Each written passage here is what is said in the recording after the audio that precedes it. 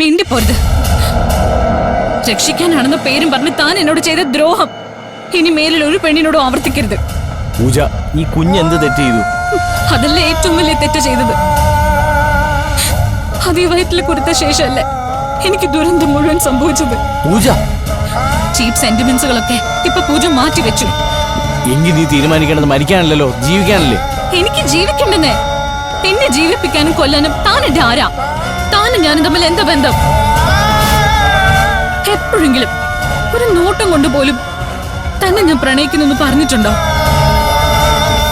ആദ്യം ചോദിച്ചപ്പോഴും അവസാനം ചോദിച്ചപ്പോഴും എന്റെ ഉത്തരം ഒന്നും തന്നെ ആയിരുന്നില്ലേ?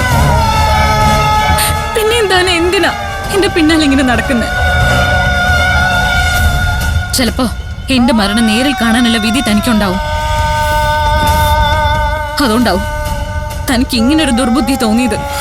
പൂജ, ഞാനൊന്നും ഇല്ല, ഞാൻ തടുക്കുന്നില്ല. താൻ ഇവിടെ തന്നെ നിന്നോളൂ. എന്നിട്ട് എന്റെ മരണം നേരിൽ കണ്ടോളൂ. പൂജ, ഗുഡ് ബൈ. പൂജ, പൂജ നിൽക്കാൻ.